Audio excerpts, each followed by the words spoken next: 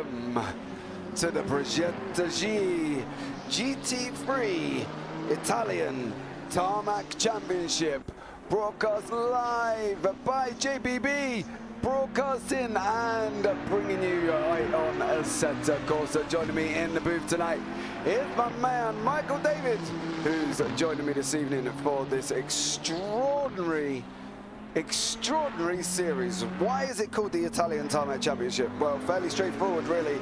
We are going to be here at Imola this evening, then we're on to Monza on the 10th next week, and then after that we are going on to the 17th at Misano. So I am going to bring Michael David into the booth. Michael, good evening, young sir. How are you? Not too bad at all, buddy. Not too bad at all. Really looking forward to this one. Should be an absolutely epic event, and I cannot wait.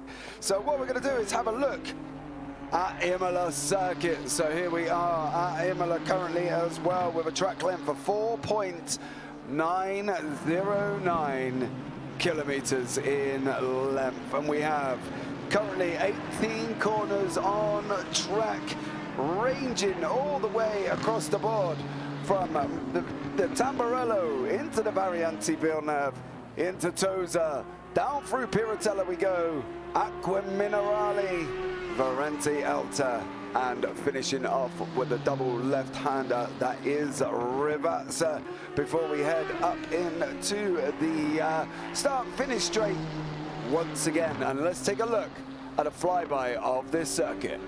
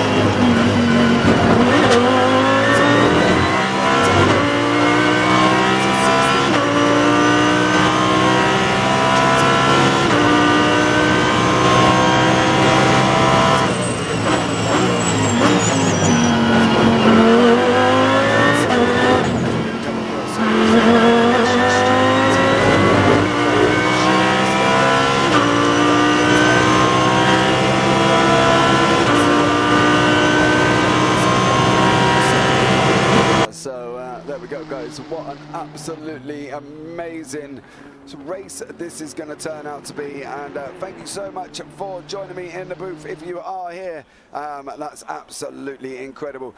Colin Wynn, welcome in. Don't tell me, Damien, you had pizza tonight. It's James' name is now Italian. No, he's probably had, what's he got? He's got leftover chicken.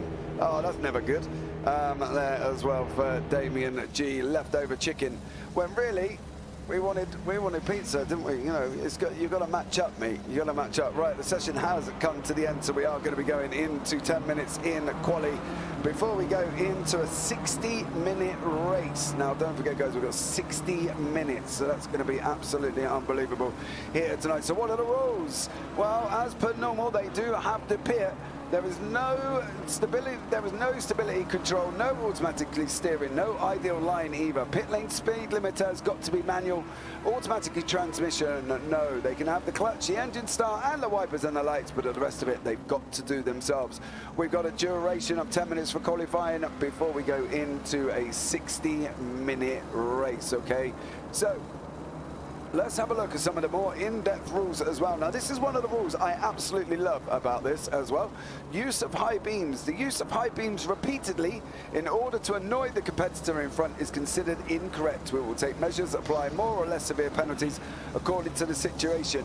Who is the victim of the type of bullying on the track can also expose what happened after the race. The penalties will be applied to the race itself or subsequent races, whether they are of the for fun or the championship type. So there we go. They cannot be going around flashing their lights. Blue flags, unlike Formula 1 races, the blue flags in GT3 races are informative and not representative. In GT3, reasons are used to inform the drivers for safety, but there was a faster car coming. They are not an instruction to let the opponent behind. Okay, so in Formula 1, the driver is forced to slow down to let the opponent pass behind him, and if he does not do so within 3 corners, he is penalised. This is not the case with GT3 and therefore not with ACC either. Okay, so blue flags are just there for, well, informative purposes only. Now, obviously, you and I know my feelings on blue flags, and they're somewhat controversial, Michael. I think the blue flag rule is pretty much controversial across the board, I would say.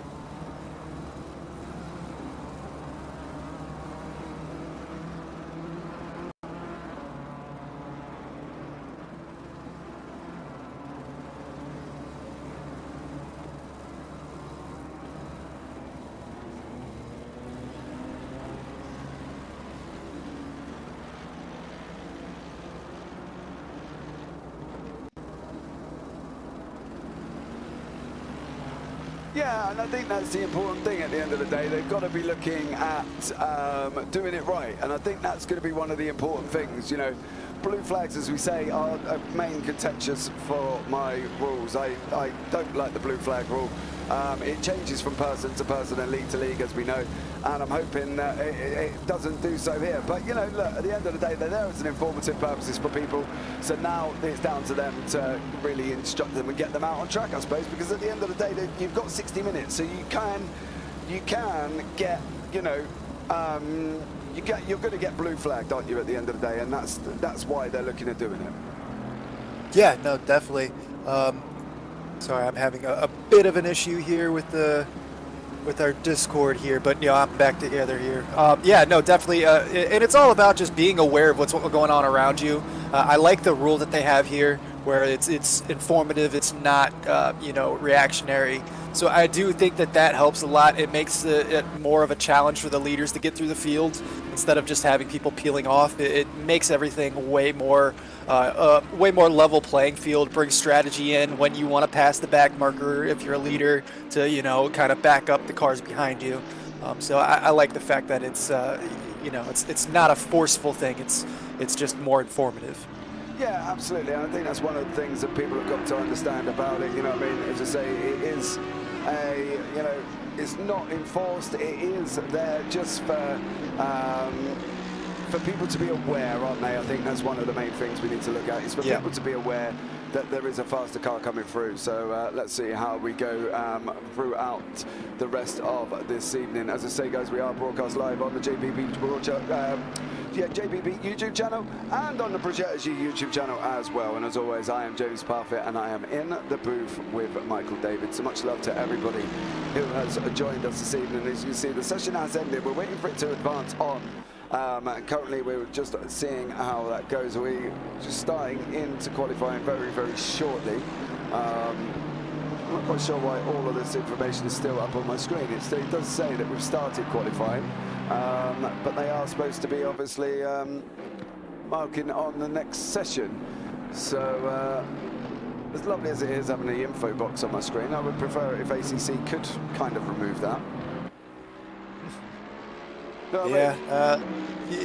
Every single sim has its own, you know, different quirks and whatnot, and as we were discussing before the broadcast, it's a lot smoother to broadcast and commentate on iRacing than it is on ACC. But that being said, I think the racing side of ACC is just a beautiful, beautiful simulator.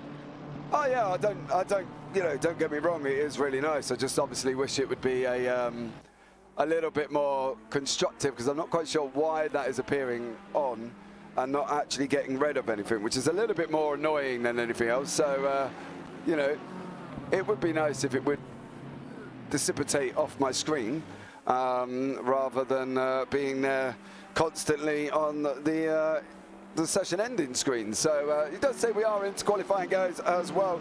So we will try and bring you all the action regardless of what. Sorry. Yeah, try to back out and then go back into it. Back out? I think, yeah, like you would go to the garage, I think. Yep. Go to return to garage. And then in the top left, you should be able to, click drive. There you go. Oh, well, I'm not quite sure why it does that and not actually just allows you to advance the session on its own. It's a little bit weird that it does that, but there we go. New learnings as we go along here for the ACC, as I say. Not entirely sure why you fancy doing that, but there we go. But we are going to be following qualifying as much as we can, and as you can see, the times on the board currently as well. Patil has got a 1:41.295 as we go down to Vazirani now, who is currently in third place in the Audi.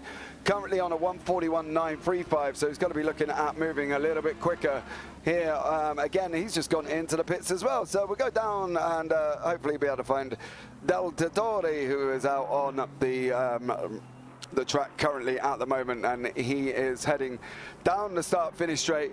And let's have a look here with Del Tittori on board as we take a lap around this wonderful Imola circuit. So we're going to go right now, heading down.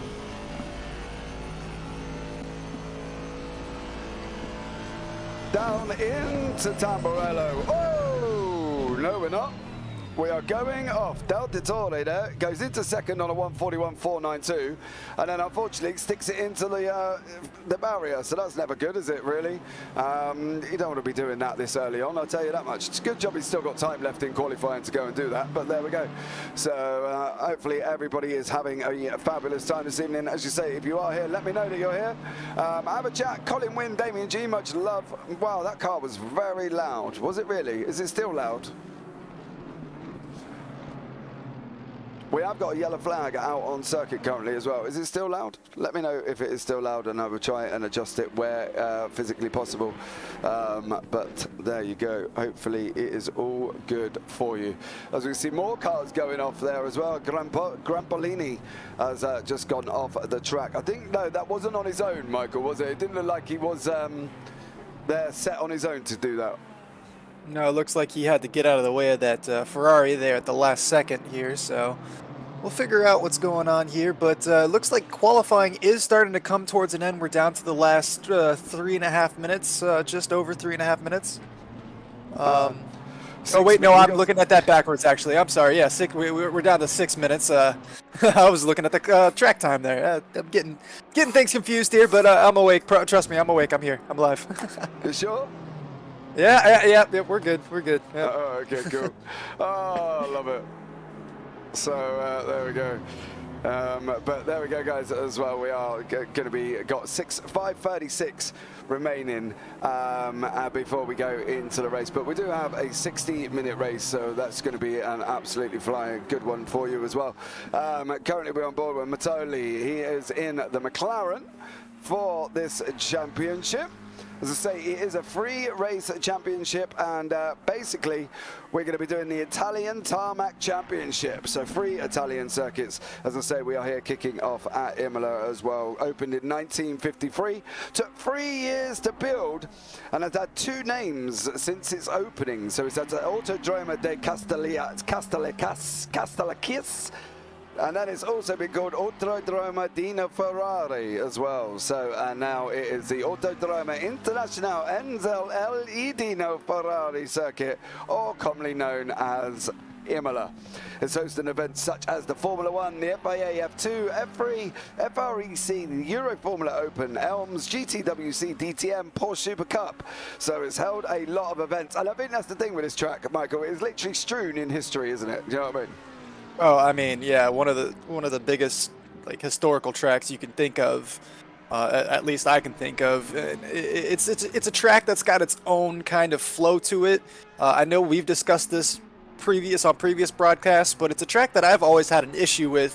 Not in a negative way. I think it's a beautiful track. I just always have a hard time finding a nice flow whenever I'm driving this track. It's always been a challenge to me, and I feel like this is going to be a challenge to a lot of these drivers, especially, you know, the McLaren that we're following along with here with the rear engine build of that car, or the mid-engine, I'm sorry. But yeah, it's a great track, steeped in history. You know, obviously, you know, Anton Senna, you have that there, but you've got some great memories here, definitely great memories here. As we see that McLaren did get a little loose, and he's going to get past here. But yeah, no, it's a beautiful track. I'm glad to be here. And the one thing about ACC that's very interesting to me is the fact that they have weather and how intricate the weather can be. I'm not sure if we have a weather forecast. Obviously, right now it looks like we have clear blue skies. And yeah, apparently I'm a little off today, so don't mind me. Having a bad time there, buddy. I mean, it'll be all right. Don't you worry about it. It'll be all good. Let me just try and assist you with this problem and see if I can do that for you and see if it helps there as well. But we, you know, I think it's going to be one of them today, and already there's been a few bits of contact throughout the field. So let's see if we can have a look back at some of this contact. All right, so. Oh, you see the McLaren going over the curb there. I'm not quite sure what it's going by inside contact, but unless it's had contact with itself, of course. But it's very bouncy, so there we go. And then we'll be back very, very shortly live with the live pictures, as we can see here from the leaders. But I think it's one of them things with this, isn't it, that this is always a little bit tricky, and you know, this circuit lends that to it, doesn't it? It's a tricky circuit to be getting hold of. Yeah, no, like I was saying earlier, I've always had a hard time finding a proper flow to it. I main the Porsche Cup car, so it's kind of always been a challenge for me. I could definitely see, you know, a lot of things here is the elevation change is massive. It doesn't seem like it until you're out on the course, but you're going flat, and then all of a sudden you're up a hill, and then all of a sudden you're completely down a hill. You got some really, really, really tall, call them the turtle bumps, but the what are the proper words for them? The turtles. There you go on the inside there. You come up a little too close to those. These cars are pretty low on the ground. They're gonna, you know, pop you up, and you're gonna lose some time because of that. Possibly even grab some damage underneath. I think that's what they've got to be careful of as well, because some of these curves are not nice in any shape or form, are they? And I think there's a lot of things they've got to try and get right here today. And at the end of the day, if they don't get it right, it's going to be not good for them. So I think they've got to kind of make sure that they get this correct in any shape or form, and basically they just can't get it wrong, can they? And you know, these are all experienced drivers at the end of the day, and I don't ever doubt that they're going to get it correct, but they've just got to at the same time make sure that they kind of do, and I think that's going to be the hardest thing there as well. So hopefully they'll get this done and dusted and not have any problems. But you know, let's just see how this one pans out, because at the end of the day, you know, they've got a long race and there's lots to be involved with here within this race. So you know, 60 minutes is 60 minutes at the end of the day, isn't it? Yeah, and you got a mandatory pit stop. That pit window is about 10 minutes long. So you do have to make that pit stop someplace in that 10-minute window, any place in that 10-minute window, but you do have to take that pit stop. So that's going to throw a little bit of strategy in here. A lot of times what I used to do is I would like to try to push that pit window as far back as I could, just to have a shorter second stint on fresher tires, because it is compulsory. You do have to take a fresh set of tires. You do have to refuel. But you know, some of these drivers are probably going to try to take advantage of that. We'll see a little bit of use of overcut and undercut here today. Yeah, I think that's going to be one of the main things we are going to have to look out for as well. And Julius Kutrabi in YouTube chat there as well, going for Patil. So well done to you. Patil is currently on pole position, so that's going to be a good one for Patil, I think, as well, as getting it onto pole, because at the end of the day, you know, being on pole is important, Michael, and I think it's probably one of them things here where it's even more important than normal, because that run down earlier on into Tamburello, you know, is going to be quite an important one, isn't it? Yeah, no, it's definitely a very important to get that inside line coming into Tamburello. Looks like we got two teammates up on pole there. I know Izzy was leading there until the very last second, so it looked like Pertil got that final lap in there and were able to take pole. But I do believe these two BMWs are teammates, so that should help a little bit. Then you have the Bentley right there behind them, or is that the Aston Martin? Sorry, yes, the Aston Martin. Yeah, so we do have a couple Bentleys in the field though. yeah, One deep on there. It's a nice mixture of cars here. I was kind of surprised at first. You will have to go back and redo the exit and re-enter again to get this off the screen. Okay. Diego Zuccarelli. Buona grana a tutti. If I knew what that meant, mate, I'd be all right. But I don't. So, you know, much love to you. Oh dear, I'm going to put that into Google Translate. What does it mean? Help me out. What does it mean? So there we go. But hopefully everything will settle down. Not quite sure what's happening currently in the wonderful world of OBS. Just bear with me. It will hopefully settle itself down. It is having a bit of a funny moment. Yeah. Good race, everybody. Diego Zaccarelli. I think there's translation right there. Oh, okay. Encoder overloaded. Oh dear, that's never good. Just bear with me. That doesn't sound good. No. That sounds like my brain right now. That's what's going on with my brain today. Encoder overloaded. Yeah. Encoder overload, apparently, according to OBS. Let's hope it manages to stay right and doesn't break. Yeah, let's make sure that doesn't happen. I really don't want that going on. But that is in the end of qualifying, guys, as well. 5:57 now, and I can tell you currently, as it stands in this session, we got Patil in pole, we got Lezzi in second place, Del Torre in third, Grampolini in fourth, Magnani in fifth, Odo in sixth. Then we've got Catalano in seventh there as well.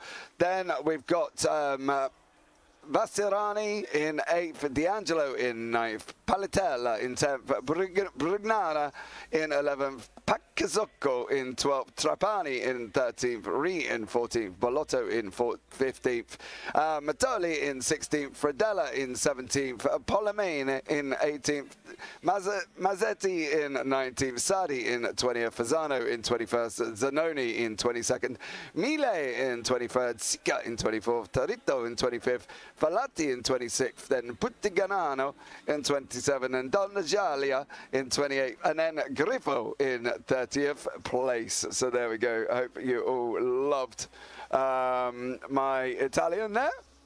So there we go.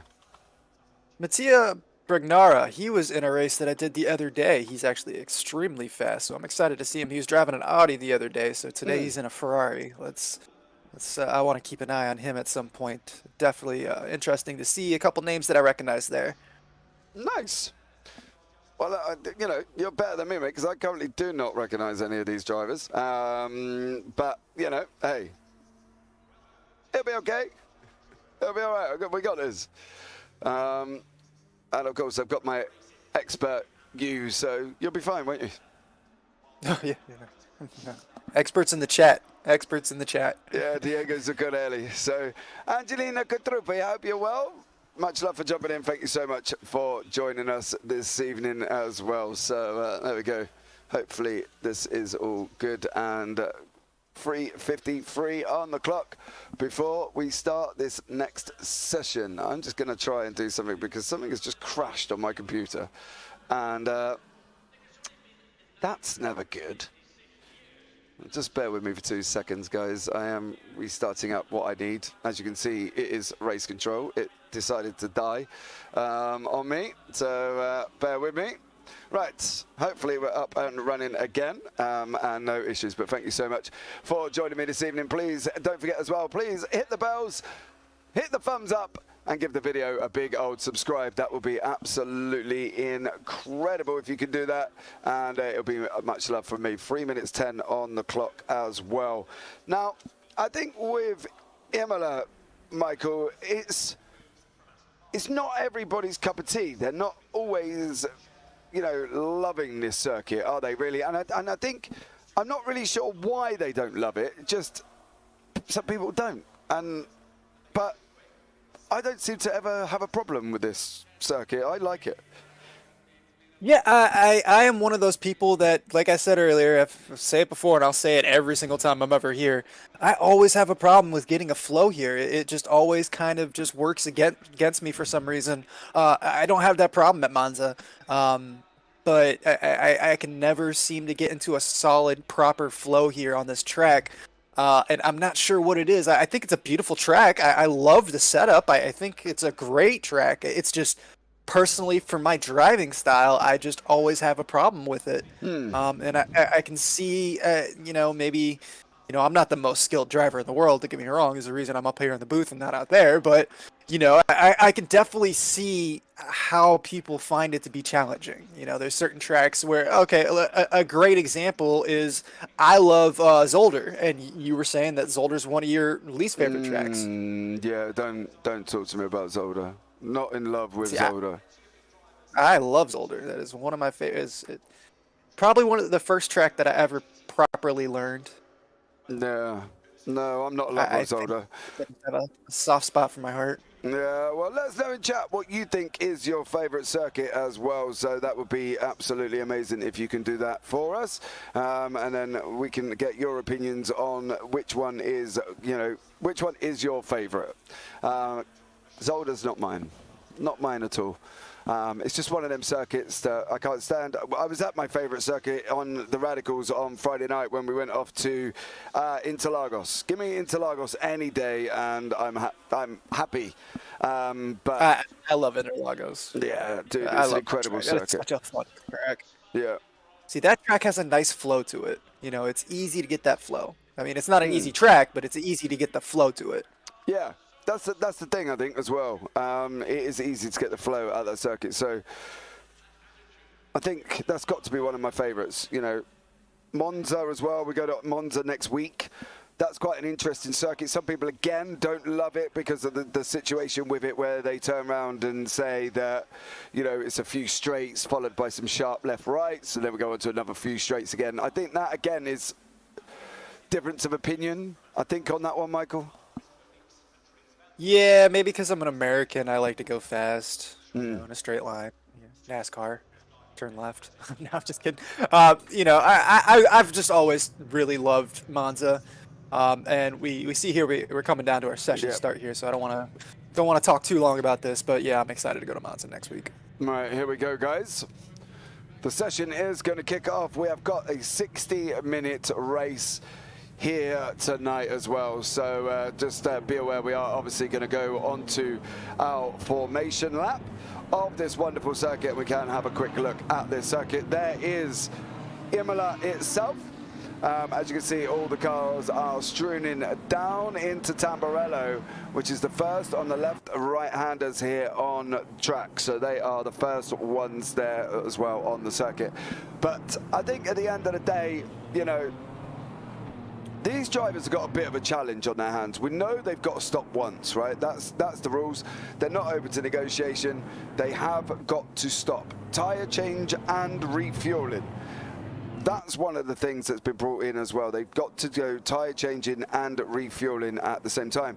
And, you know, that alone brings a challenge on itself, because if they don't come in, they're never going to know, you know, what is going on. They've got to be able to come into the pits, get the tyres out and get back out on track, because if they lose too much time, they're going to find themselves further down the order, and I think that's going to be one of the big challenges in a 60-minute race.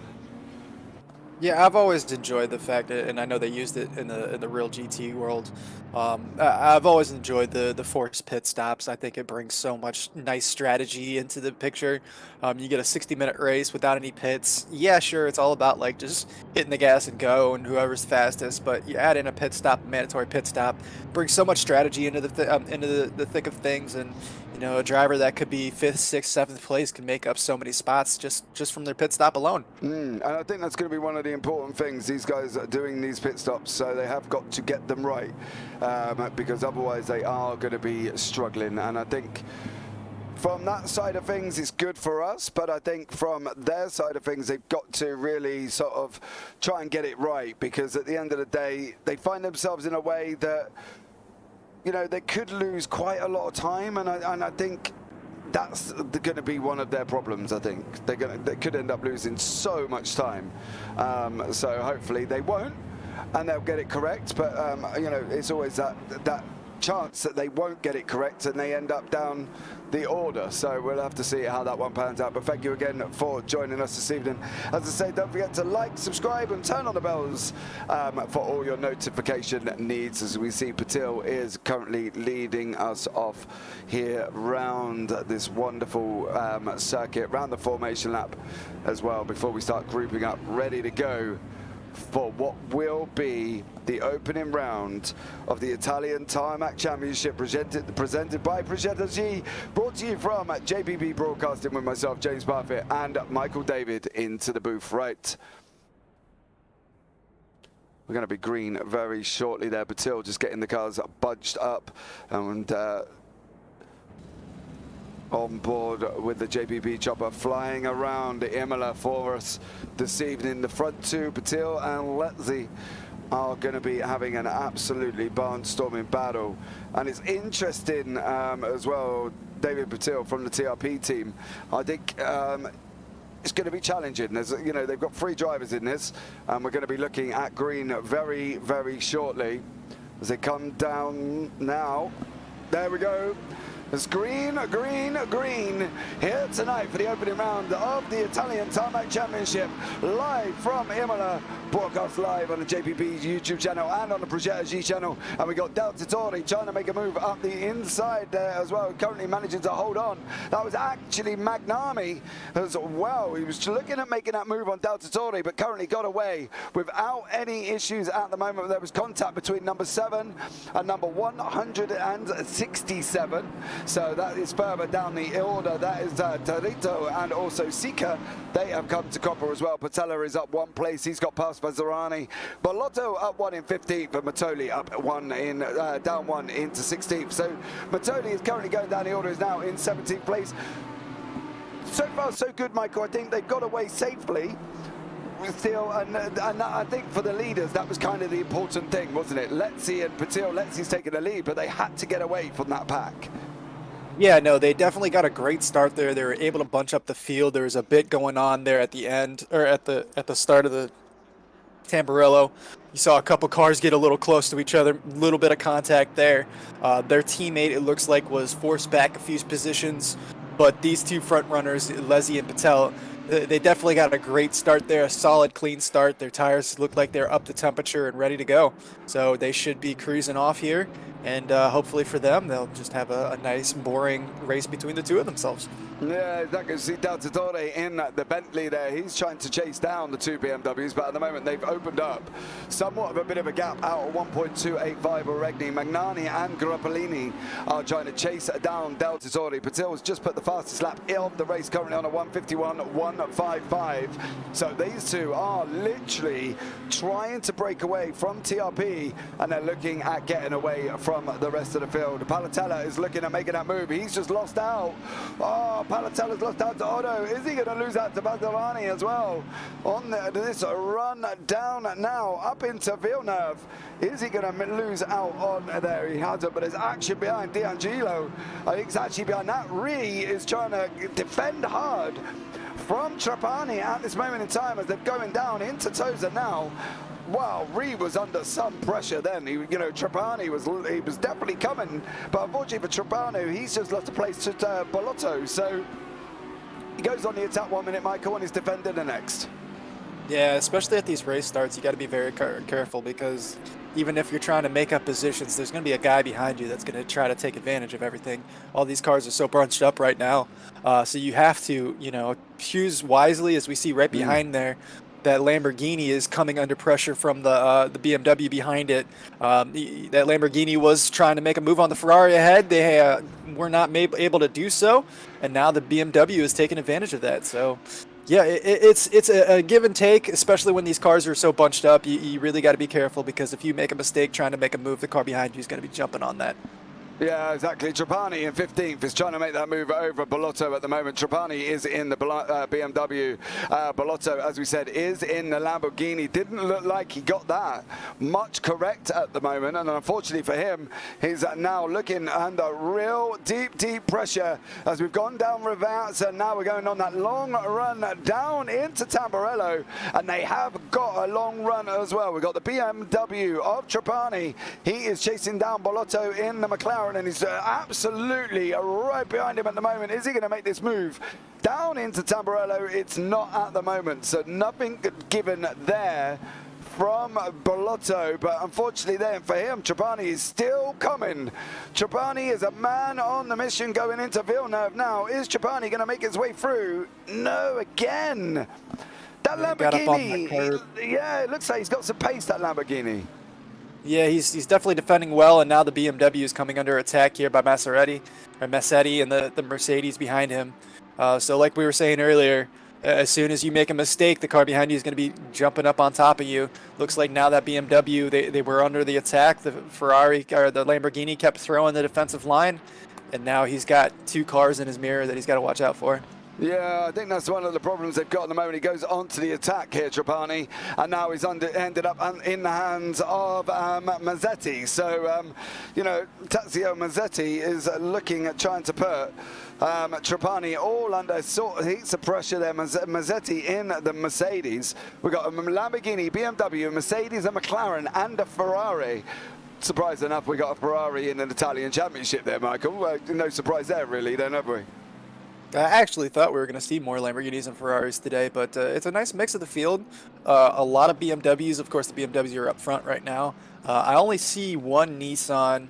I don't see any Porsches. Have we seen any Porsches yet today? I don't think there's any Porsches running in the field. No, we've got AMGs, Mercedes, Audis, Ferraris, Lamborghinis, McLarens, Bentleys, one Nissan that is driven at the hands of Catalano, and also a Bentley, which is in what Delta Tori is. So that's the Aston up top. That's the Aston Martin, sorry, yeah, the Aston Martin. So, Delta Tori in the Aston Martin. He's got Magnani behind him as well. Forza di Letzi is currently out in pole at the moment. There's Kutruppi as well. So thank you so much for joining us. Patella is in the Bentley. He's under attack, trying to chase down Otto actually in the Audi, Michael. And I think the Audi doesn't really seem to be. We've got, 3, 4, 5 Audis, and currently Otto's the fastest one of all of them. Yeah, but it's still a little early to tell how strong that Audi's going to be. It might be a little stronger on a longer run here. But the Audis are definitely a challenge in ACC. They drive very... You really have to be on top of your setup with the Audis in this sim, and... It's a challenge. It's kind of like driving a Porsche for the first time. It's just a different feeling to the car. Now, I have a question for you. Coming from England, driving a right-hand drive car, have you ridden inside of the Bentley yet? No. Let's go for a ride in the Bentley, and I want to hear your opinion on how it would feel, because I know you're obviously from England, but the Bentley is the only right-hand drive car in this game or in this sim. So I want to see how you would feel about taking a ride in the Bentley here. Do you know what? From my own point of view, I'd be excited to get in the Bentley because it's my side of the road. Do you know what I mean? Yeah. No, that's kind of what I was getting at. I've driven the Bentley a few times, and even though here in America we drive on the left-hand side of the road. Or left-hand drive, but I actually feel like the Bentley is a very comfortable car to drive. It's not that awkward for me being on the right side. And we see right ahead the Audi is getting around that Nissan, so we'll see.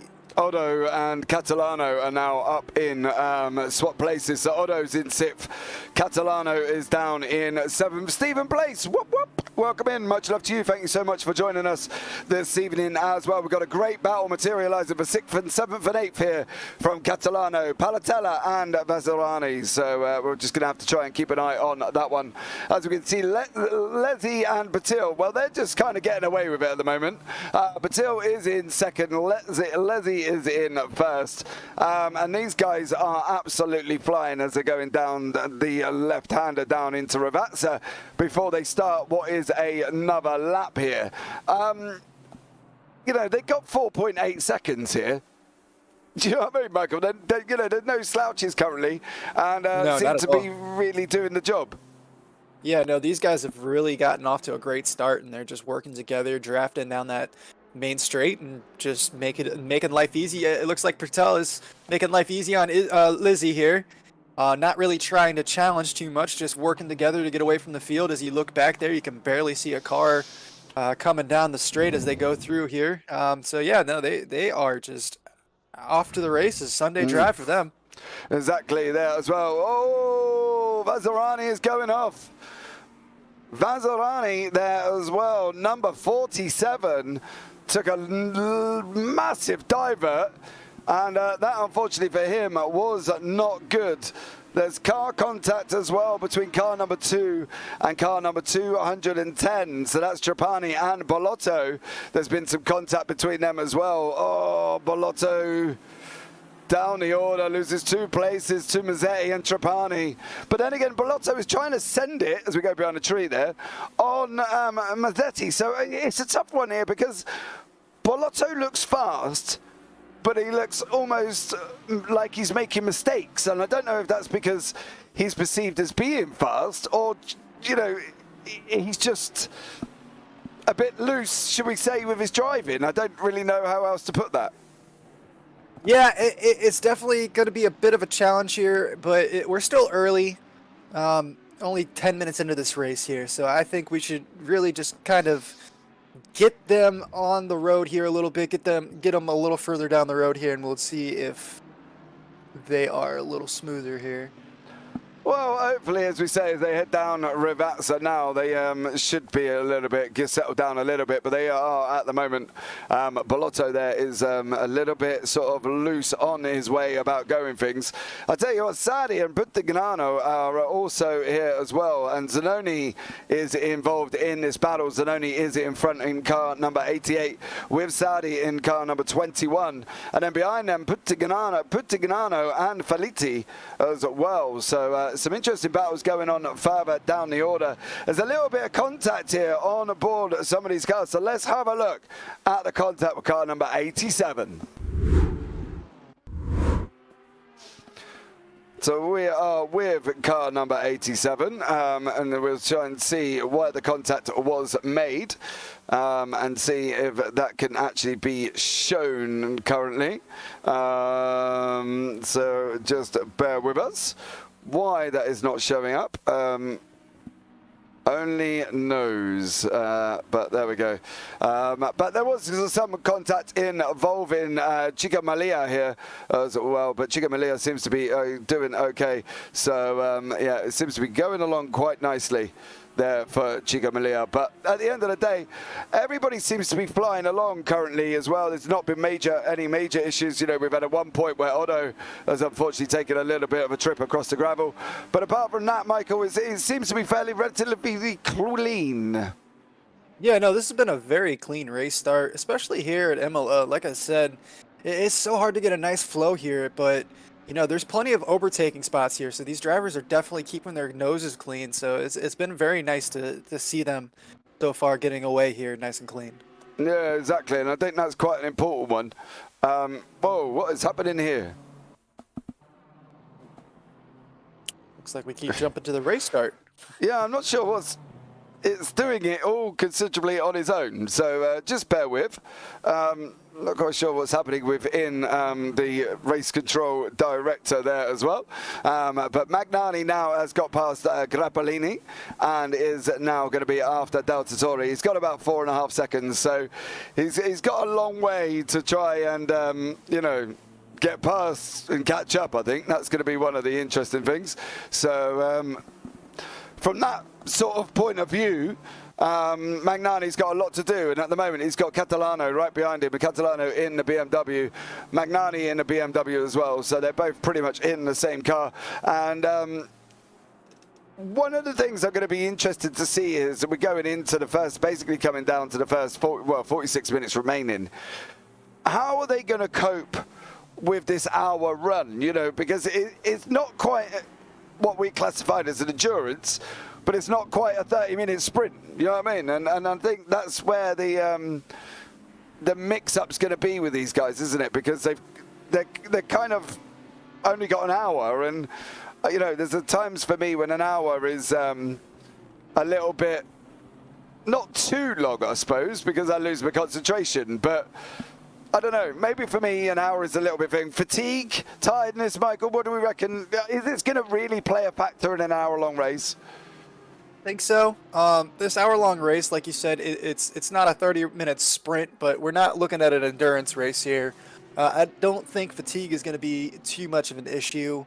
I really think it's just kind of just deciding when to really take that pit stop. I think that's where we're going to see the most confusion and complication here. Yeah, absolutely. We can see Otto and Palatella swapping positions there as well. So Palatella is just gone past Otto in the Bentley, is now chasing down Catalano. Grappellini is also in the mix as well, but Grappellini has just cleared Palatella. Palatella. So it's going to be got quite like tight little battle here between Grappellini, Andrea Grappellini, and then we go down into Manuel Catalano before we go down into Simone Palatella, and then right behind them we got Antonio Otto. So, you know, this is turning into quite a nice little development, and if they're not careful though, Vizzolani and Brugnara are also behind them, not for too far down the road. So we could have a pretty much jam solid pack of about 6 cars all battling out here as we've got just under 45 minutes remaining. Yeah, we saw earlier Grappellini, Catalano, Palatella, and Otto kind of battling it out. It looks like Otto had fallen back. He was up into 6th place, and he has fallen back a little bit, but he's trying to make that move on the Bentley here. So it's going to be interesting to see how this pans out. But the more and more they battle, the more and more they're going to bring Vasserini and Brugnara into the picture here. And it looks like they are gaining on them, no problem. As we see the Nissan is trying to make a move here. Catalana on Grappellini here. See if he can get a move down the straight. He's got his nose in there, but he's going to have the outside line into Tamburello. I don't think he's going to get the job done. No, it didn't look. I think from that point of view, if he was far enough ahead, I would say there was a chance he was going to make it, but he wasn't quite far enough alongside him, I think, to really make that corner, because that corner's not easy anyway, and to make it too wide is even harder, you know what I mean? So I think from their point of view, it was never going to make that going in, and so yeah, I think it's just going to be an interesting to see how they pan out now as well. So the leaders are 38 seconds off starting to lap cars already, and unfortunately that is Polomini and Mila will be the first cars on the list for the leaders. Grappellini has really kind of got a difficult situation to get on with now, because obviously Catalano, Palatella, Otto, Vasserini, Brugnara and Pacazocco are within about 1.5 to 2 seconds behind him and closing rapidly. So what has Grappellini got to do? Because they're going to be looking at trying to get further and further and further. He's trying to go forward into Magnini, but he's got these big bunch of, 5, 6 cars here trying to close him down. And at the moment, to be fair, I think Catalano is kind of doing a job for Grappellini here. He's kind of holding that pack back, isn't he, at the moment? Yeah, if you're Grappolini, you want to keep your head down and just completely ignore your rearview mirror right now. You got to get up there on Magnini. It looks like you said, Catalano is trying to put the pressure, or Palatella is putting the pressure on Catalano here. So that is definitely going to give Grappolini an opportunity to put his head down and just try to move forward. But I mean, he's been having to throw that defensive line here for the last couple laps. I do want to mention we did have a lead change here. Pertel is above Leslie here in the first in front here, and it looks like Leslie has dropped back a second, so they are not neck and neck any further. Yeah, well, they haven't had any contact or anything. Maybe Leslie just sort of let him through on that one. But there's been no contact. I'm just trying to make sure that there hasn't, and there wasn't any contact between either of them. So I think that was just a straightforward. Patil has overtaken Leslie there, and Leslie's kind of got him a little bit dropped back off the pace there. But Patil, I'm not being rude here, but his best time was a 1:41.357, which he did on the last lap. You know, so this guy clearly isn't a slouch compared to anybody else in the field. You know, respect to everyone in the field, don't get me wrong, but there, you know, it seems like Patil's on a whole different level at the moment. Yeah, and it almost feels like Leslie had to let him go, because if he's popping in those fast laps like that, being stuck behind Leslie, his teammate, I assume, is not going to help anybody. And we see here they both have a 4-second lead on Del Dottori. I apologize, my Italian is horrible. Dottori. But yeah, no, this is probably going to be the point where we see Pertel just kind of run away with it. If that's the case, he's got the fastest lap now, and there's nothing ahead of him to slow him down. Yeah, exactly. Brugnara is got Pacazocco behind him currently as well. Brugnara in the Ferrari, Pacazocco in the Audi. So there we go. So Brugnara now is also closing down on Vasarani. So this whole mid-pack seem really close together at the moment, and could really at some point on this racetrack get even closer than what they are now, which means we're going to end up with 2, 4, 6, 7 cars battling each other over the same bit of tarmac, and that's going to be absolutely unbelievable for us. Yeah, no, definitely. They keep kind of spreading out and then bringing themselves back together, and I think a lot of that has to do with the battle up in the front cars, the Grappolini, Catalano, and Palatella. But yeah, we ride around here with Brugnara, and it looks like he's starting to really close up on the back of Vasarani.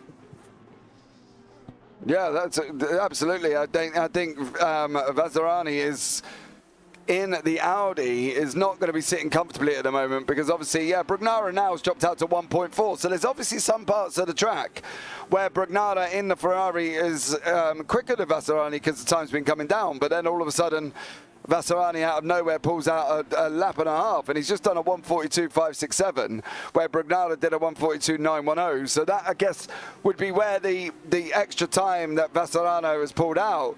Grappolini is in the pits there, so Andrea Grappolini is in the pits currently at the moment. Catalano has still got Patella as well, Otto, Vasarani, Brugnara, and Pacazocco behind him. So there's a lot of people down the order, but Patil seems to be clearing off now, compared to Leslie. Can't really seem to get near him. You know, lap time 1:41.857 from Leslie, Patil on a 1:41.392. So, you know, looks like this could be Patil's race if he manages to keep it on track. Yeah, there doesn't really seem to be anybody that's out there up close enough to challenge him. We'll see how the pit stops start panning out. But I'd like to mention, earlier you said Otto was the only Audi up front there, and now we see 3 of them up in the top 10. Those Audis do seem like they're coming together in the longer stint runs here. Yeah. And that's the thing. We've got Otto and Vasarani and Pocozuko.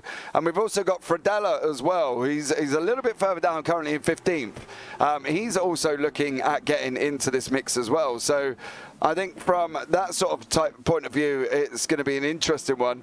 Mile and Polimini have just swapped positions. Grappolini has obviously got down the order. He's now come right out in front of Griffo. So Grappolini there down in 25th place. So... yeah, but then again, I suppose from Grappolini's point of view, he's got the pit stop out of the way. As we can see, Patella and Otto have swapped positions as these guys are coming down the start-finish straight now. Here we go. Who's going to be able to make this move? Is the Audi on the right of Otto going to get past Palatella? The Audi looks somewhat quicker down the straight than that big gruffing Bentley. But what can Otto do? Is he going to run him around the outside? He's got the job done already, Michael. And that is unbelievable there.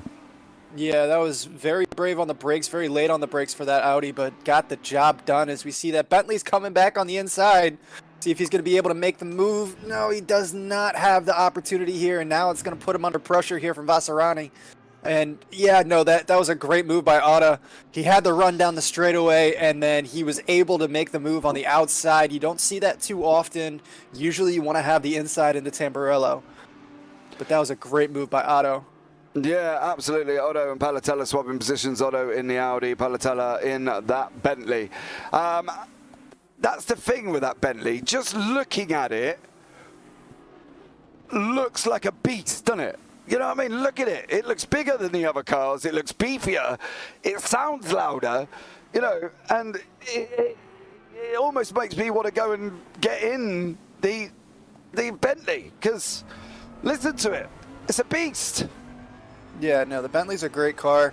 I think the only thing that's close in size would be the Nissan GTR, but even still, that Bentley just is massive, and it sounds so unique. That engine roar is just, you know, it just gives you chills down your spine. I love driving the Bentley. It's not everyone's favorite, but it's definitely got its strengths. It's got its weaknesses. It's not the most nimble car out there, but it's definitely got its strengths. Well, I think that's the interesting thing as well from that Bentley. You know, it doesn't look nimble. It doesn't look like something that, you know, people could go out and get used to, and it looks quite heavy, but it seems to be doing the job, and I think that's where the surprise has come from. That, you know, that's where the surprise comes from, the fact that that Bentley does seem to be doing a job so well. You know, these guys are dropping round Villeneuve and coming down in to Tosa, and yet the Bentley doesn't really seem to be struggling. And you would have thought for a car of that magnitude, that almost size, because look at it compared to the Audi, you know, Palatella can almost see over the roof of the Audi if you look at it that way. You know what I mean? Yeah. So you wouldn't expect it to be that big. Yeah, no, but he's definitely got a power advantage, that's for sure. But that Audi is just so nimble. It's the all-wheel drive. It's able to make the moves. It's able to accelerate so quickly. It definitely has an advantage coming out of these turns. And I'm really surprised down the straight that he was able to eat up the Bentley the way he was. He must have just had a really, really, really massive exit out of Ravazza. As we see that Audi gets up on those curbs. Those curves are not friendly to these cars. Yeah, it looks like he's lost a little bit of time to the Bentley. I think the interesting thing as well is with that as well, you know, Otto has got to be really careful. They're coming around Ravazza now, and they're going to be running down the start-finish straight. And the Bentley's gruff is going to be able to keep him in contact with Otto. And I think this is where Otto's now got to make the decision whether or not he runs or whether or not he doesn't. The pit window is now open as well. You can see that on the top of your screen. The 10 minutes countdown have started, so we are going to see a flurry of cars, I would have thought, coming into the pits very, very shortly. We've got 33 minutes on the clock left remaining. The Audi seems quick around this section, but then the Bentley seems to pull him back at the end of it. Yeah, I think if you're Otto, you really want Vassarini to continue to try to attack Palatella, but you know, the pit window is just now opening. We already saw a car go down into the pits, and I'm wondering what happened there, because I didn't want to say anything because I didn't want to be incorrect there, but I felt like that pit stop was a little early, and he's probably going to have to make a second pit stop now. So that's definitely going to be the race there for that BMW. Yeah, I think there's a few that have gone in. Pacazocco, Mazzetti, Felitti, Dognaglia. Mazzetti's now Felitti, Pisano, Putiganano, Griffo, Polomina. You know, they've all gone into the pits, and they're what, 7:57 on the clock. These guys have not yet gone in, but these are the closest battles on the racetrack at the moment. These they're all sat in the pits. You know, so everybody's getting in, getting their fuel done. While we've got Otto, Palatella, Vassilani, Brugnara are all sort of running away with things, and they've got to start going in. Palatella has just gone in as well, and so has Vassilani. So there you go. They're going to be dropping down the order. So there you go. Brugnara is now moving up in that Ferrari. Otto's got a bit of fresh air, got a bit of clean space as well. What I'm trying to see is... We got a stop and go for Pacazocco. Yeah, Pacazocco's got a stop and go. The 7 car I saw got a stop and go as well for speeding in the pit lane. So the 7 car is Torito. Sapporo Torito has got a stop and go there. Is further down the order currently at the moment. So Brugnara is there as well. So Brugnara has still not gone in at the moment. Ree is in, Palatella is in, Vassilani's in, Fredella is on his way out by the looks of things, but Bolotto is still in the pits as well. There is the Aston Martin, Bentley, a Palatella, sorry. I love his livery. Palatella's livery looks quite amazing. It looks like somebody's just got a big load of paint and just chucked it at that car, haven't they? It's just, that's the thing with that. Look at the different amount of colours on that car. And it looks like they have just chucked it at it. Yeah, it's kind of like somebody just like threw a couple paint cans at him, like you said. Kind of reminds me, there's a Vans, the shoe company, there's a Vans livery out there that I've seen a couple times that kind of has the same feel. Kind of almost like a beachy vibe, in my opinion. Yeah, I think that's going to be the interesting thing as well. As we see, Patrick Bellotto. Sorry? Tie-dye, yeah. Yeah, maybe a tie-dye. Tie-dye effect on it, yeah, maybe. Maybe they're hippies. Maybe, there we go. Patrick Bellotto there from AF74, so that's going to be an interesting one as well. But Magnani is currently in 4th place, car number 818 there.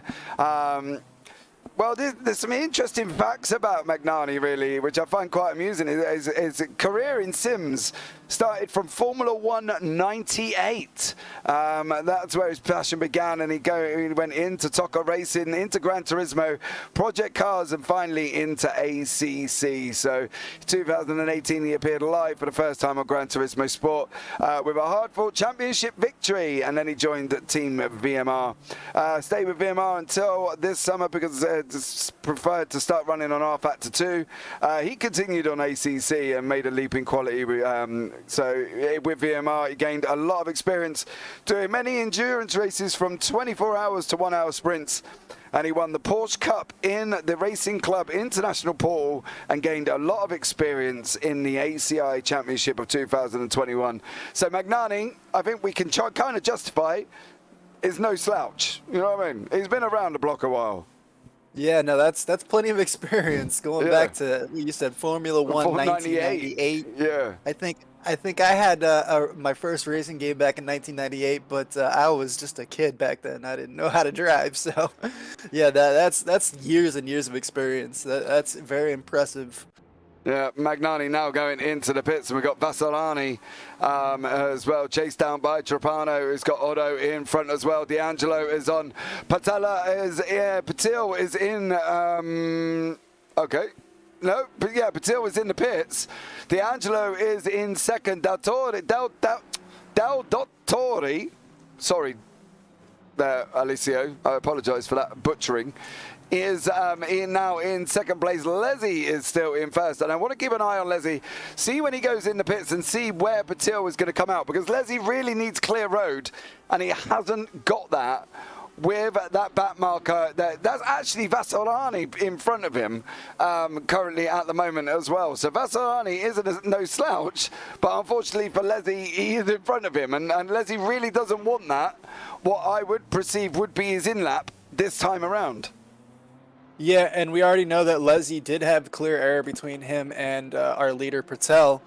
And he was still losing time, so sitting behind a back marker here is just going to make it compound the issue. And we know that the back marker doesn't have to give way. We see Leslie is getting through here now, but yeah, that's definitely going to compound the issue. He's not going to make up the time that he needed to, and I think as we see him coming into the pits, Leslie's in the pits. Our overall leader should remain Pertelli. Yeah, Del Dottore has just gone in as well. So currently, if that stays where it is, Angelo here, Giacomo D'Angelo, will take the lead, but it depends, obviously, he's coming round Ravazza now, the double left-hander. So it really does depend if he's going to be diving into the pits as well. We've got a stop-go penalty for Catalano and a stop-go penalty for Trapani as well. So that's never good from them. But here is Patel. Patelli in there is currently in 4th place. Leslie is still in the pits. There's Leslie, there's Del Dottore, and here is Patel. Patel or Patelli? Which one do you reckon? Patelli, it's got to be, isn't it? Yeah, I think it's Pertelli. Yeah. But yeah, I agree. I think depending on how long this pit stop for Lizzie is, I think your overall leader we're about to find is going to be Pertelli, because he's just going to have the length of the dude, this is look, Pertelli is there. Leslie's on the end. Yeah, but Leslie's not going to be up to speed. Pertelli is going to have this no problem. In fact, he's probably going to gain about 2 seconds, if not longer. No, look, Pertelli's still not there. Leslie's out in front. Leslie's got that. Leslie got him out in front. No way. Yeah, Leslie got him. Wow, I did not see that coming. I honestly thought that Pertelli was just going to... There must have been something on Pertelli's outlap. Yeah, that was a 2.6 second gap that Leslie made up there. So there we go. Bagara in P11, please. Well, Brugnara is actually in 7th, if that's how we're spelling the same name. Christian Ruta. So tell me if this is where you want to be on board with Mattia Brugnara. He is chasing down by Otto, but Leslie kept out in front of Patelli, and I think that's going to be the interesting thing, because he had a 2.6 second gap. He's made that up in the pits. As you say, Patelli must have had an issue with his outlap. Oh, Leslie and Patelli. Oh, that's very close. Patelli is all over his bumper here. Leslie's still going to be on full tires here. I'm not quite sure what Leslie was kind of up to then as well. It looked like he was very, very loose. As we can see here, look, there is Leslie coming down into the Ravazza. Oh, Patelli's going to send it now. We are going to send it so much. Oh, he's left Leslie no room. Leslie no room. He had to back out of that. Here we go now on this run down. This is your leaders. We're on the run down into Tamburello. Leslie's pulled out onto the right. They are from the same team, mind you. And is Leslie going to run around Patelli on the outside of Tamburello? This is going to be a tough ask if he's going to commit to this. Leslie has committed it. They're too wide going into the Tamburello now. Leslie's going to come out the other side. Use the back marker. Leslie, use the back marker. Oh, kind of did. The back marker got out of the way. Oh, no. Poor Leslie there. Look at the battle up front as well. Up front is Pakazoko and Dognaglia. So unfortunately for them, they're going to get under attack from David Patelli and Leslie. Leslie didn't get it. Leslie was in 2nd. I thought Leslie got that, but there we go. I think Leslie had a bad rundown right there through Villeneuve. And I think Patelli got the move done. So there we go. He had a little bit of an issue coming down there, and then once they got into Tosa, it was over. Poor Leslie as well. There's been contact between car number 4 and also car number 82. So car number 4 is Pakazoko, car number 82 is Dognaglia, and let's see if we can have a look back at that one right now. So here are the two cars coming down into the chicane. They go in the BMWs. Oh, okay. Very short and sweet. Not quite sure what happened there. It didn't look like too much contact. I'm not sure what happened there. No, exactly. It didn't look like he got much of it, did it, to be honest? So maybe there was slight contact going into the chicane, but not much. 818 and 77 have had coming together again as well. So that is Otto and Magnani. Oh, let's see if we can see what happened there with Otto and Magnani. Oh, they literally just bumped each other, didn't they, really? Yeah, just a little love tap there as Otto was going around the corner, and it looks like there was an off there in the background. Was that who had the off there? That was a BMW that went out there. Was that Magnani? I think Magnani is out. Yeah, Magnani lost it there. Didn't Magnani did? Oh, Vasarani. Yeah. They're all at it now. 20 minutes to go, mate, and they're all sending it everywhere. Yeah, I'm not sure. Maybe these tires are not up to temperature. ACC is very... Yeah, we see him weaving down the straight here. It looks like he might have some issues there with tire temperature. ACC is extremely delicate when it comes to tire temperature. You have to have it in a very small window. It's not like iRacing where it's kind of... It's not really that big of a deal as long as you have temperature in the tires. But yeah, with ACC, the window for your tire temperature is so small that you have to be very precise with it. And as we saw there, a couple cars getting off, and then Vasarani was kind of weaving up the straight afterwards. I think that was probably to do something with tire temperature there. Yeah, that was Mile there as well. Christian Rutter, P number 20. That is currently Sissio Milea. Here in the McLaren, they are coming down in 20th place, trying to chase down what is Trapani there as well. So, yeah, Trapani is in front of Malia currently at the moment, battling along down in 20th from Turner Motorsports. So, we'll have to see how Malia gets on from SFT team in the McLaren. It's got a long way to go, isn't he? Yeah, Malia's just got to hold on here because Trapani has that drive-through penalty. Trapani has got a drive-through, so if Malia can hold on, they would obviously he was overtaking him anyway. So there we go back up with Otto, has got Patella in front of him currently at the moment as well. So Otto and Patella, well, these guys have been battling originally before the pit stops as well. So, you know, but I'd like to read out, this is quite interesting for me as well, because obviously we've got information on the drivers as well, and Patella is, well, started off his sim racing adventure in 2018, right? So not that long ago, 4 years ago. September 20 was a passage to Simpact Racing Team. 2020 to November 20 was GTWC Europe, organised by DFSR on the PS4. So we started originally on the PS4, here within ACC. So I think Patella is no slouch either, because, you know, he's got a list of things, and at the end of the day, there's a lot going on. You know what I mean? 6 hours of Imola, 24 hours of Kailami, ERS V7 Championship, P19 overall, Brands Hatch in the esports multi-class event, P5 overall. You know, so Patella's no slouch in that Bentley, mind you. Yeah, no, he's up into 4th place. We saw they were battling out for 5th, 6th, and 7th earlier. Now Otto and Palatella are up into 4th and 5th. Magnani is up there. Brugnara is up there. These cars all made their pit stops and were able to gain spots here. So this has been a great battle for them. And as we see Otto and Palatella really still working it out for that 4th spot. They have an opportunity here for a possible podium. So, yeah, these guys are no slouches.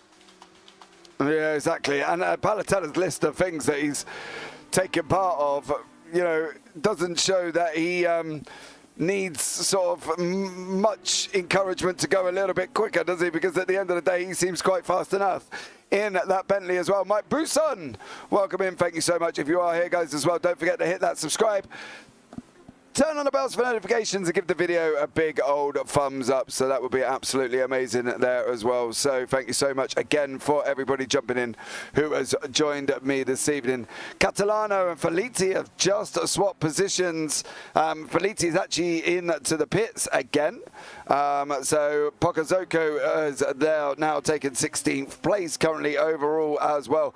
But Otto and Brugnara, Otto and Palatella are your closest battles currently on screen at the moment as we go into the last 17 minutes of this race here for the ACC Italian Tarmac Championship, presented by Progetto G, broadcast by JPB Broadcasting on the JPB YouTube channel and the Progetto G's YouTube channel as well. Stop and go 30 seconds of speeding in the pit lane for car number 19.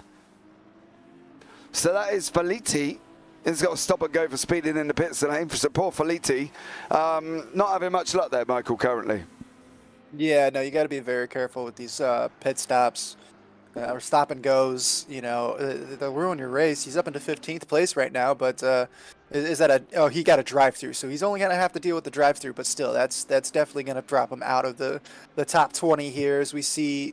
Yeah, he's gonna fall out of the top 20. It looks like he's into the pits now, taking care of his drive-through. But he's got 11 seconds back to Pakazuko, who should be able to make that up as he goes down a second lap. Our leaders are going through right now.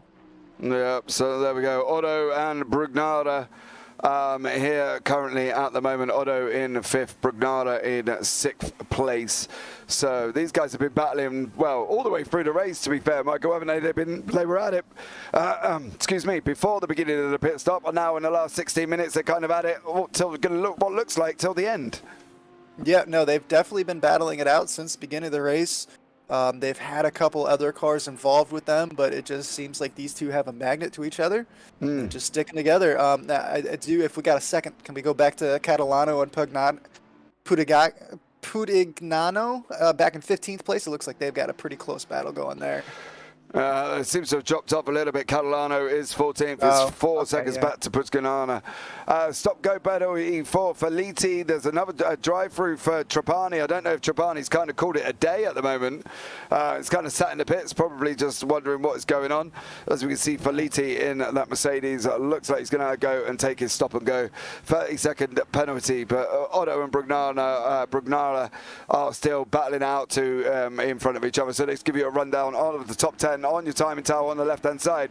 We got Patelli in 1st place, Lezzi in 2nd, Del Torre in 3rd, Palatella in 4th, Otto in 5th, Brugnara in 6th, Magnani in 7th, D'Angelo in 8th, Vassalani in 9th, Rory in 10th. And there's a drive-through there for Paccarosso for track limits.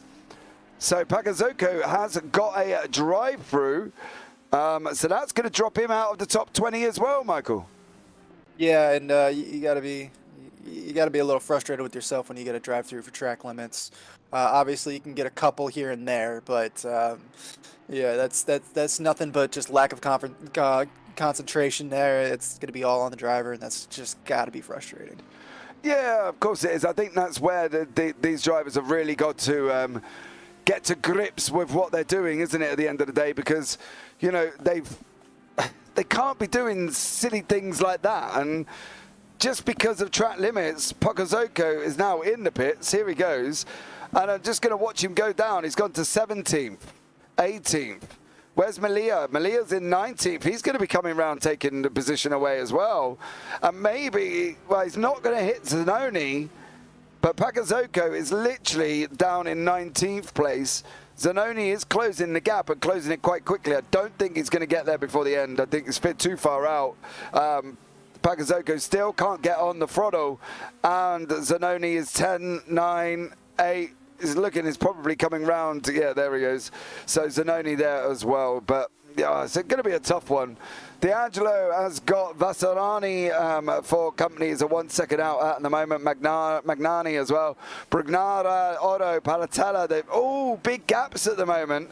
Palatella is there as well. Patil's now 3.5 seconds ahead of Leslie. Looks like Patil is literally running away with this. Catalano and Putignano in 14th and 15th had now come back together, Michael. Yeah, that Nissan of Catalano we saw was battling for 7th, 8th place earlier, and they've fallen back into 14th. So that's probably something that happened in their pit stops. Something with their strategy just didn't work out there. But you see him, he's right on the back of Massetti there. So, or was that a lap car that he was trying to? Oh, that's a lap car he's trying to get around, I think. If we look at the time difference there, yeah, he's got about 8 seconds lap. So yeah, that's a back marker there. But yeah, no, there must have been some sort of. Oh, it is Massetti. Yeah, it is Massetti. Why is my timing tower is all messed up? But yeah, no, Catalano. Catalano. The thing is, it might do the same thing. My timing tower has got Catalano in front, and now, oh, there you go. It's just changed over. So Massetti is now down below Catalano. So there we go. I do know with ACC it does change over with every sector, so that's when you'll see the cars change places when they cross from sector 1, sector 2, sector 3. But it was just kind of strange there because there for a minute it looked like it was saying that Catalano was 8 seconds back from him. So yeah, that's why I thought it was possibly a back marker. But yeah, no, Catalano definitely has fallen back at least 5 places, and I think that was all to do with pit stops, pit strategy. It just didn't work out for him, and he's going to try to do what he can to fight his way back up into the top 10, but I'm not sure he's got enough time to do that. No, he's going to have a tough to do that as well, especially because that's the leader. That's Patelli behind him, and Patelli's now catching up to the back of Massetti and Catalano. So, you know, Patelli here has got his own little backmarker mission to go on, and is now trying to get past him. But it's, as you say, they're under blue flags. Don't get me wrong for David Patelli, but he's still got to make the pass, hasn't he? Technically, though, you know, we've looked at this previously, and we've seen it how Massetti doesn't have to live the move, but kind of. That would have been the ideal place, wasn't it? And I think it's where, he's gone a little bit wrong now anyway, and Patelli makes the move past him now as well. And he also dropped him back from Catalano. But D'Angelo here in the Bentley is chasing down Magnani in the BMW with Brugnara just in front of them as well. And we've got 10:45 on the clock left in this 60-minute race. Everybody has taken their pit stops. Everybody's changed tyres and refueled, and are now at it again. And I think they are now going for it. They've got this last little stretch, Michael. It's now open to a 10-minute sprint, isn't it? Yeah, but unless something happens, I think we're ready to see Patel really just run away with this. And Leslie is running away with second place here. He's got a 16-second gap down to Del Dottore. But yeah, this is going to be a BMW 1-2 unless something dramatic happens here in these back markers. But I don't see that happening. Patel is just running away with this race today. I think that's the David Patelli. He just looks mightily quick, and you know, nobody really is looking like he's going to get anywhere near him. Do you know what I mean? You know, yeah. I was just reading some of the things here that Giacomo D'Angelo has taken part in, and you know, there's loads. 24-hour NURBS, Formula Nation WEC in the LMP1. But he switched over from GT Sport into ACC on console. Then he took part in the GTWC Europe, organised by the DSFR. Then in 2021, he did the SOP Winter Series. Then again in 21, he did the SOP Spring Series. Then he did the GT International Cup. Then he's done the Autumn Series. Then he's switched to PC. And then he's gone into the BMW as well. He's done the ERS Imola 6 Hour, the FRL Spa 6 Hour, where he finished third. You know, Giacomo D'Angelo here has just cleared Magnani. And it's really no slouch of a driver. I think that's quite an impressive CV, to be fair. Yeah, I think, you sent me the information on these drivers earlier, and I've kind of gone through them here and there, but I mean, we're talking about paragraph after paragraph for like a majority of these drivers, which is, these guys are not slouches at all, as you've been saying, and they've got so much, experience. A lot of them coming from console over to PC, which is something that I can, kind of understand, equate to. I myself, my first experience with a true sim was ACC on the Xbox, which was broken in my opinion. But I totally like understand that. And once you go from console to PC, it's just just completely different world. There's so much more you can do. So many more the apps you can get and whatnot that'll help you improve everything. But these guys they've just got so much experience. It's impressive. It really is. Yeah, it absolutely is as well. And there was some contact there earlier on from car number 575, which is Catalano, and it says the back marker of Griffo, but I'm not going to go back and worry too much about it because I don't think it really affected Catalano, and he's still sitting down in 13th in the Nissan. As we can see, one of the drivers behind him is David Patelli as well, so Patelli's coming up to lap Catalano. But as you say, that changeover from console, when I first ever, I used to play games, you've got your Gran Turismo on console, you've got your Need for Speed series as well, and then when I changed over to PC and you start getting a steering wheel and stuff like that, it kind of makes it all sort of different. It's a different kind of style of driving, isn't it? And I think that's where, at the end of the day, going from console to PC does kind of open your eyes up on driving and what it's like driving on a PC with a steering wheel. Yeah, it's just so much different. Like, I had a steering wheel for my Xbox. It's actually the same steering wheel that I have right now. It's kind of a low-end steering wheel, but just going from console to PlayStation or to PC, even though I already technically had a wheel, is just like so much different. You start really getting into the force feedback and just the driving style alone. With these sims based to like your Forzas or your Gran Turismos. Those are great games, but they're not sims. They're not. It's just such a world of a difference, like you said. And then, like I said, you can learn so much about your driving style because since you're on PC, you have so many abilities to like download multiple apps that like telemetry that's gonna compare you to world class drivers, and you can see exactly where you need to improve and where you're already advanced at, and it just helps you so much to get better and better. I really think that the jump that I had from getting... Sorry, you got D'Angelo here at Brugnara. Brugnara in the Ferrari. D'Angelo there in that big gruffing Bentley. And that is a back marker in front of them currently at the moment. That is Dognaglia in front of them. Dognaglia there is in the Merc. I know we said about not moving out of the way, but facilitate the pass. Come on, don't chase him down into turn one, surely. Oh, come on, down. You got to take advantage. These back markers are driving their race too. So I know, but come on.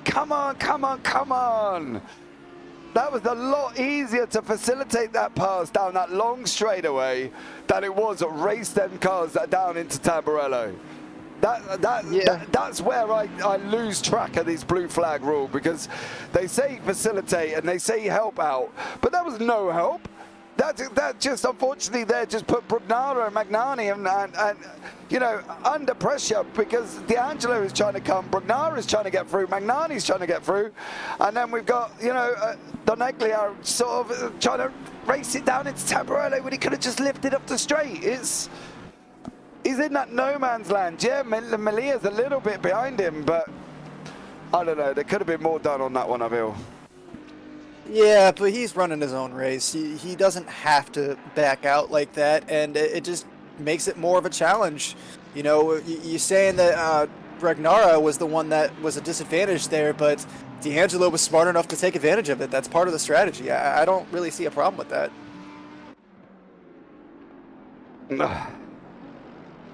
I don't know. I get it and I don't get it. And that's where I'm so controversial with this blue flag rule, because this is where we talk about it and it drives me insane. Look at what he had, right? Look at where he had it. He had this whole straight. Yeah, he had this whole straight. Donaglia had this whole straight to facilitate that pass and to facilitate it down on corner entry into Tamburello. It's just not ideal. You know, he's running with Malia. Yes, don't get me wrong. They're a lap down now. They're in, you know, 17th and 18th. But facilitate the pass, man. Facilitate it. I mean, he's not required. He's able to run his own race, and it's just. I mean, like I said, I think it was a very smart move by D'Angelo to take advantage of that. Well, I don't know. I mean, Bragnara could have used it as the back marker as a blocker. You know, he could have gotten out there and gotten low coming into Tamburello and blocked out a lot earlier down the straight, but he didn't. He allowed D'Angelo to make that move, and you know, it's. I mean, I guess he was trying to use the draft, but it just kind of backfired on him. And I see your point, but at the end of the day, you know, everybody's allowed to race their race. It's just part of the strategy, and now Bragnara is just completely falling off. He's got Magnani on his rear end. Magnani's trying to make the move stick a couple times here. We'll see if he's going to be able to make it through. Oh, it's side by Ravazza.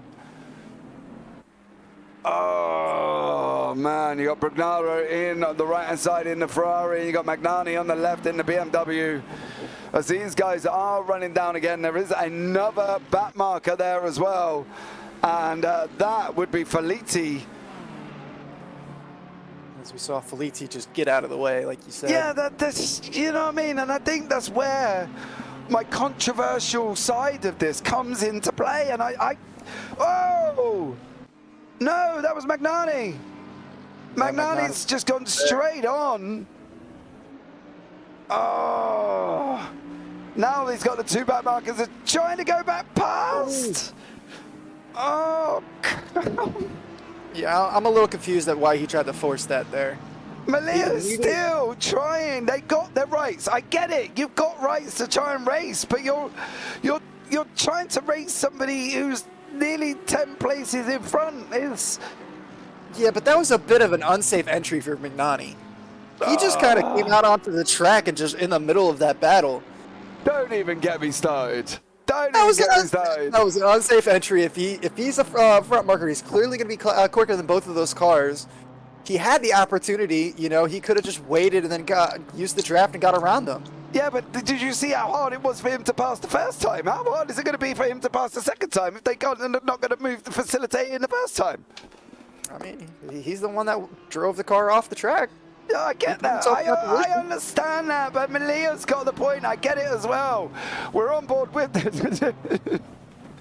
Oh, excuse the booth here. We're just going to go and have a ruckus out the back of the office. But look, I do get it. But, you know, to me, there was a kind of different form of racecraft going on in my head than what could have, should have, would have happened on track as well. So Patelli now is coming round into the Acqua Minerale.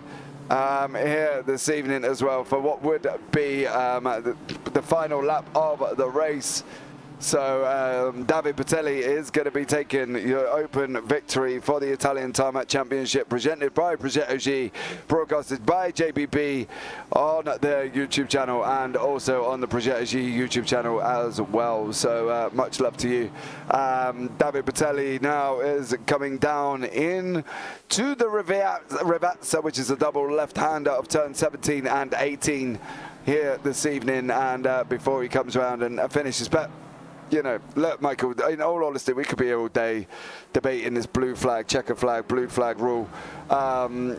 You know where my feelings at with it. So there we go. Would it make you feel any better to know that I would get out of the way if I was that back marker? No. If it was me, I would have gotten out of the way. Good. I think we deserve to be moving out of the way. I would have moved out of the way as well. I would have jumped out of the way. I would have lifted down that straight and moved out of the way. The only thing I would have made sure of, if I was, I've lost his name, Donaglia, is I would have made sure that Malia wouldn't have got through. But at the same time, you know, as these guys battle all the way down to the line here, Palatella does manage to finish in front of Otto. So Otto there is well down in 5th place, Antonio Otto, so well done to him as well. I want to make sure Malia didn't get through, and I would have used the traffic in front of me to make sure that didn't happen. But at the same time, I also would have, you know, facilitated that pass. Brugnara gets into 7th, and then we got Vasarani in 8th, Magnani in 9th, Ree is in 10th place here tonight as well. So, you know, difference of opinion, I think there, Michael. Difference of opinion. Difference in opinion as far as, you know, coming from this point of view, but I mean, I think we both agree that if we were in that position as the back marker, we would both lift it off. Yeah. It's just, you know, I'm just saying, per the rules, he didn't have to. But you and I both agree that we would both do so. It's just, you know, that there's strategy involved there, you know, and I mean, at the end of the day, you know, that Bentley is the one that made out. D'Angelo made the move on Brugnaro when he had the option, had the chance, and I don't see a problem with anything that D'Angelo did. Brugnaro just wasn't able to block it out.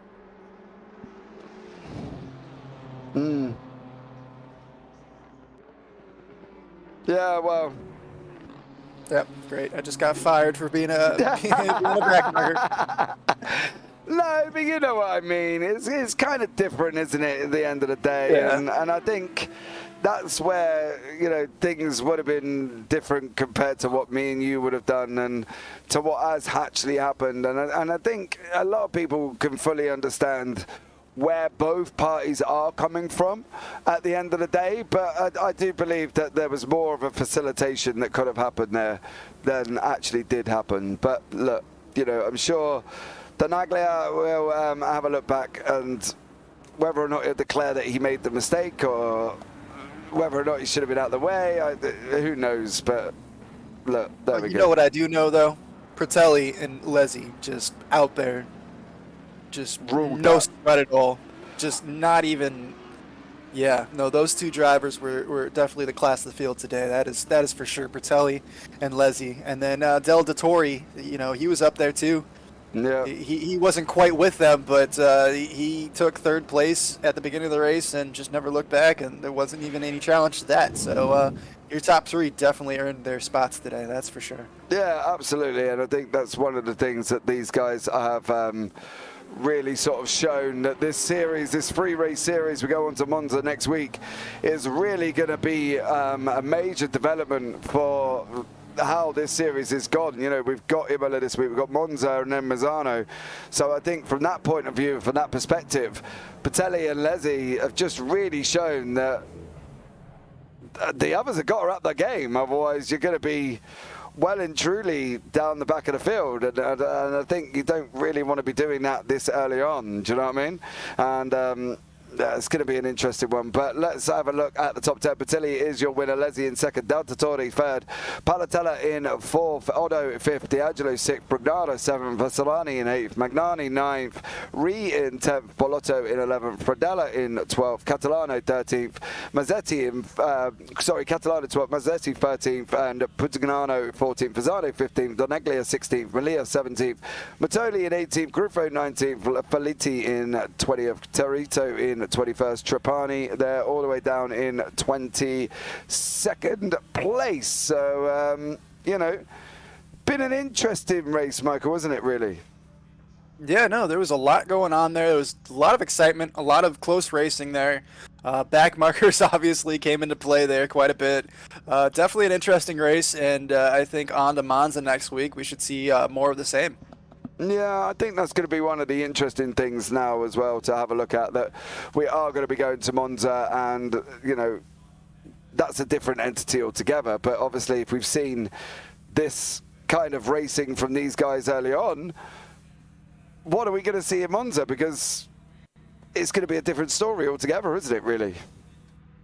It might be, but just the speed that Pratelli and Lezzi had up front there, I would not be surprised to see them come in 1st and 2nd next week as well, starting on pole. No, be a bit more, you know, The others have got a chance. Delta Torres, you know, has got a chance. I'm not saying they don't have a chance. I'm just saying this is race 1, and you're already putting a 20-second lead on 3rd place. That's a statement win right there. Yeah, all right. I can see where you're coming from. I can see what you think and that, and I just think the others might go away and start up in their pace a little bit. Yeah, well, that's what we want to see, but we'll find that out next week. Yeah, so there is your final standings, guys. Patelli in 1st, Leslie in 2nd, Delta Torri in 3rd, Palatella in 4th, Otto in 5th, D'Angelo in 6th, Brugnara in 7th, Vesterani in 8th, Magnani in 9th, Ree in 10th, Polotto in 11th, Fredella in 12th, Catalano in 13th, Mazzetti in 14th, Putigrano in 15th, Pisano 16th, Donaglaglia in 17th, Donagaglia? Go with that. Yeah, Donagaglia, I think.